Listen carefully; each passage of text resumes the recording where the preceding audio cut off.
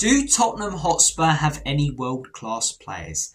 That is the question I'm going to be giving my thoughts and opinions on in today's video, because I constantly see Spurs fans on social media labelling our players as world-class. So I wanted to come on here, take a closer look, give my thoughts and opinions, and decide for myself, are these players overrated and overhyped, or do they deserve the credit that they've gotten? And they are one of the best players in the world. Now, before I start discussing individuals, I want to state what for me makes a player world class. And there are a few different points. The first, you have to be consistently brilliant. Not occasionally brilliant or consistently good, consistently brilliant. You have to be the first name down on your team sheet. And the first name that the opposition look at. The first name that the opposition worry about. The first name that the opposition dictate their game plan around. You have to boss that game. You have to be the main man on that football pitch, in my opinion. There are very solid players who constantly put in 7 out of 10 performances, but they're not world class because they don't go the extra mile or produce the brilliance. There are players who will occasionally produce unbelievable skill or flair or brilliance on a football pitch, but because they don't do it consistently week in, week out, they're not world class in my opinion. To be world class, you have to be consistently unbelievable, consistently special.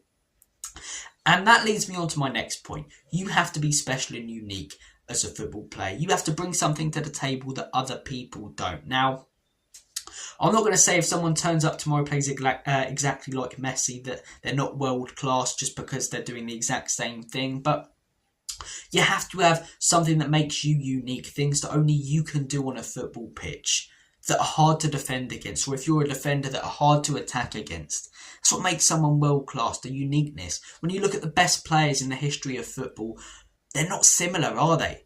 Were Pele and Maradona similar? No. Messi and Ronaldo, very, very different football players. You have to be unique and you have to be able to produce special things on a football pitch. If you're a centre-back, you have to occasionally put in an unbelievable tackle. If you're a striker, you have to occasionally score an unbelievable goal, as well as banging them in for fun, as well as the centre-back putting in the basic tackles and blocks every few minutes in a football game. For me as well, point number 3, you have to be at least in the top 3 in the world in your position. If you're not getting in the top 3 in the world in your position, then you can't be world class for me. Because if we're putting together a team with all the best players in the world, and you don't get anywhere near it, let alone in the first team, how can I say you're world class? World class means the top echelons, the best of the best. And I believe we use this term and ban it around in conversations and debates far too loosely. For me, most generations, there are 10 world-class players. 10 world-class players. Maybe 2 or 3 that can then go into the conversation of some of the greatest of all time at what they do, respectively. But I would say around 10, maybe 15 every generation. So there aren't many around. Now let's discuss the Spurs players that people talk about being world class. Now I'm not going to discuss all the ones that people don't. I'm not going to...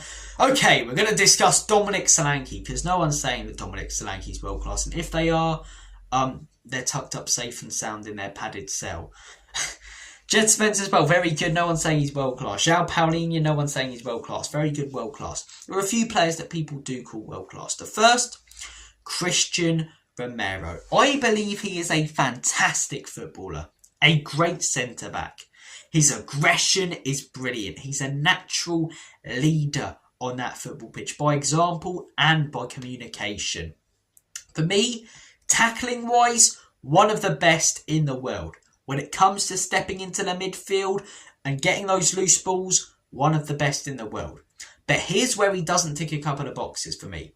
The consistently brilliant thing. Romero has a habit of coincidentally picking up a little knock before every international break. And if he does start that game before the international break, he puts in a 6 or 7 out of 10 performance. I'm sorry, you're not world class then. You have to be unbelievably good for club and country at all times. 1 game or 2 games maybe a season where you're off it, it's a hard one, but maybe he's still world class. Whereas Romero, I would say, has about 6 or 7 games a season where he's off it.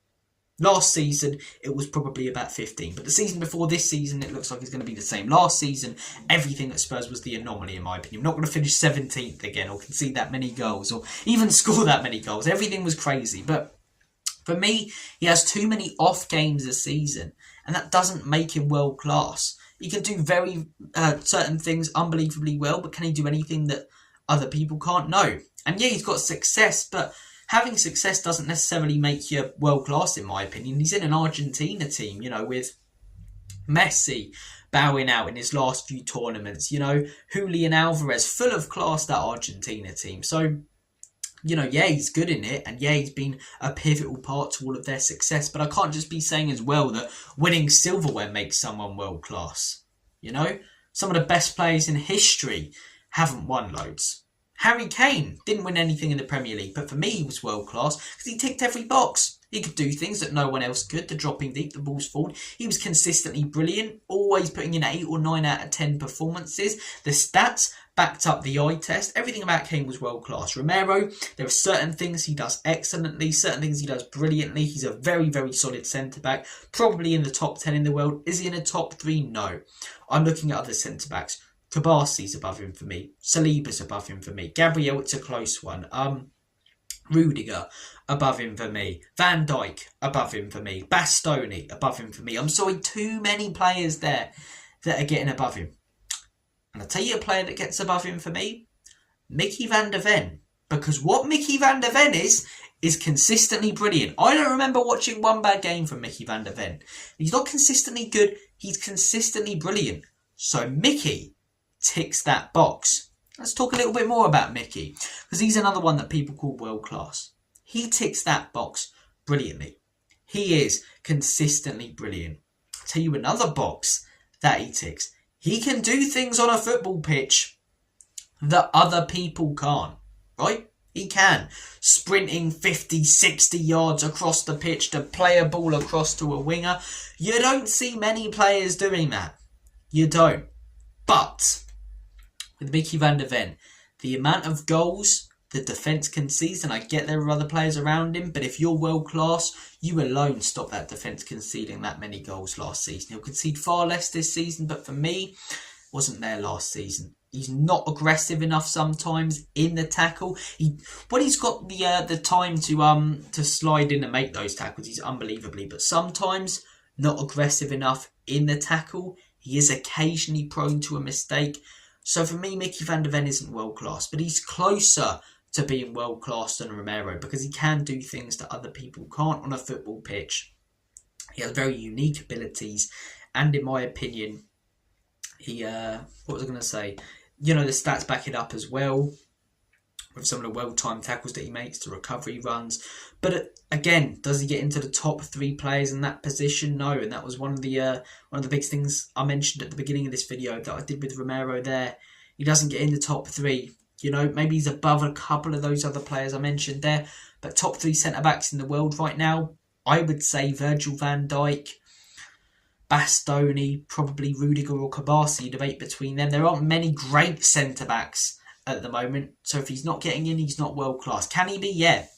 If he consistently does it this season, maybe it's a different discussion at the end of the season. But Mickey van der Ven, for me, isn't world class. I think he's a very, very good footballer who possesses very unique qualities, but he's not world class. Xavi Simons, if he had made an unbelievable start at Spurs, I would maybe say he was, but for me, he's not. He's been unbelievably good for Leipzig. He's very dangerous in a number 10. Does he possess qualities that other people don't know? But he's very, very good, especially for a counter-attacking team. His agility's unbelievable. But he's young and he's got time to develop, Xavi Simons. Is he anywhere near the top 3 attacking midfielders in the world at the moment? No, not in my opinion. But do I think he can in the next few years? Definitely. If used right, when used right, yes. But I can't be considering him for world class when I'm looking at some of our performances some of his performances this season. Even if he's out of position, and I blame Thomas Frank for that, world class players out of position stick their head down and they make a mark there and then they get their starts in the position. When he's been in the 10, he's been very good. Has he been 8 or 9 out of 10 though? No, and I don't think he was at Leipzig. I think he was very, very good for Leipzig, but not 8 or 9 out of 10.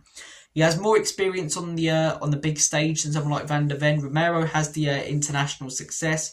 But I can't say that success makes you world class, because like I said, there are so many unbelievable football players that haven't won, multiple trophies. Alan Shearer's another one, barely won anything in his career, but I would say world class, So many players like that. So for me, Xavi, Simons, not world class. And then I think the conversation stops. I do. I'm not looking at any of our other players saying world class or even considering them for the conversation. Porro, very good right back. Is he anywhere near world class? No. Paulinho does what it says on the tin. Very consistent. Love a player like that. Very solid. But is he world class? No, because it's constantly 7 out of 10 performances. And don't get me wrong, I'm not complaining about that. I'm under no illusion that we're Barcelona or Real Madrid. We're Tottenham. We finished 17th last season. So glad to have a player like that. He's one of the best that we have. But is he world class? No. In my opinion, we don't have a world class player. If we did, we wouldn't have finished 17th last season. And if we did, they would be talked about more. But it seems to be only Spurs fans who constantly rave on about our players being world class. And other fan bases laugh at us when we do. There aren't many world-class players in the Premier League at the moment, in my opinion. There really aren't. I'd say Van Dijk is. I would say Haaland is. I'm struggling from there.